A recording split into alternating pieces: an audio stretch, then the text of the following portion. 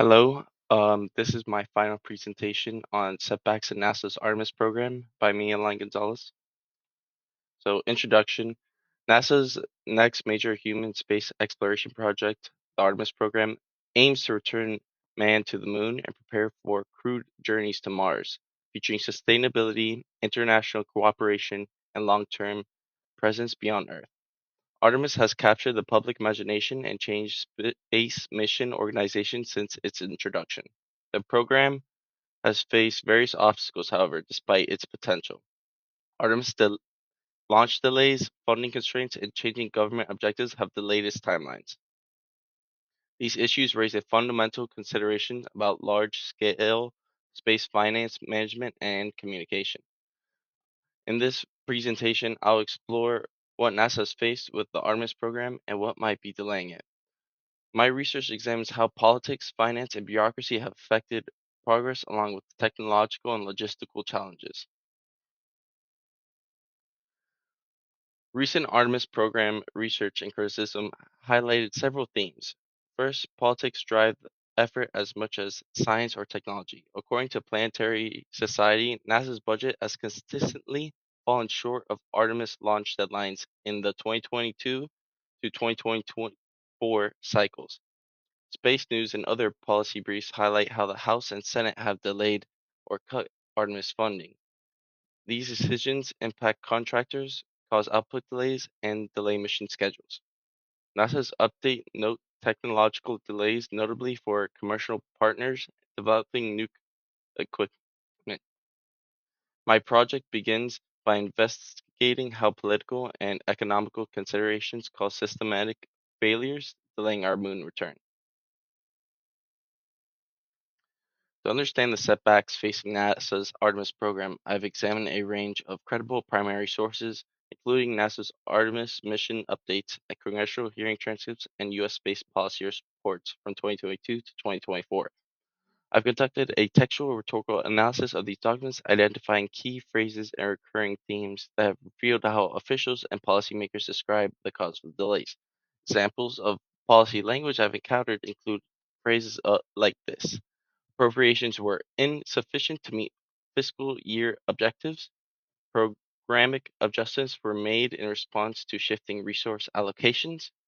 Milestone dates have been realigned to reflect contractor performance, and contractor non-performance has necessitated reevaluation of strategic goals.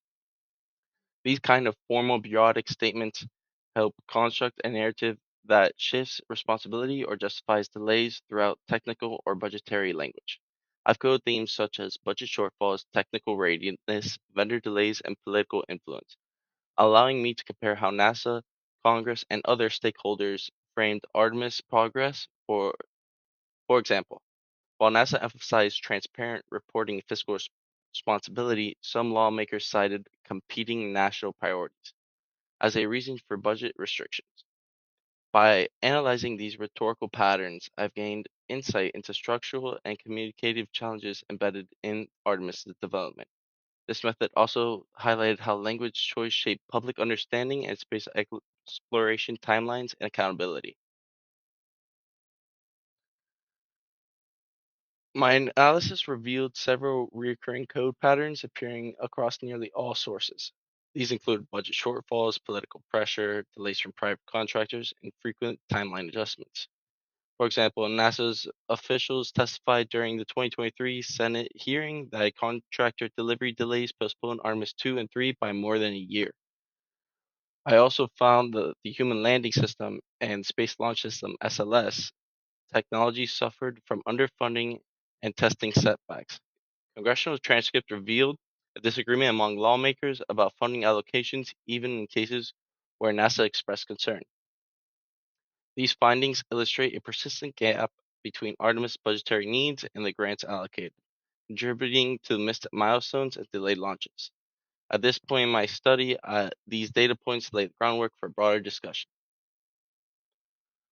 With the facts obvious, we can return to my study questions. What setbacks have NASA faced with Artemis programs, and what may be causing these delays? My research suggests that the underfunding, inconsistent political support, and public-private partnership supply chain issues cause for Artemis delays. Secondary sources and congressional hearing transcript and also NASA's budget records support this. The space news story highlights that NASA's 2024 budget cuts slowed lunar lander development, as shown in hearing transcript. The Planetary Society also noted how short-term political goals can influence space funding, which makes appropriations reports. Public-private coalitions were expected to speed development, but manufacturers late providing components have caused lengthier delays. These findings explain why Artemis is behind schedule and suggest that structural issues like policy uncertainty and contractor collaboration are crucial to mission success. Conclusion.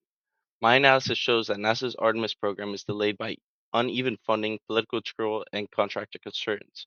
These structural and administrative barriers stem from the U.S. space exploration financing and management. My research was limited to the U.S. government, NASA, and legislative sources. This revealed Artemis' internal workings but prevented direct comparisons with other countries or private space ventures. Multinational space projects like the European Space Agency and SpaceX Starship program should be studied for similar mission management and delays. Exploring contractor performance across NASA programs to understand public-private interactions and launch readiness would be fascinating.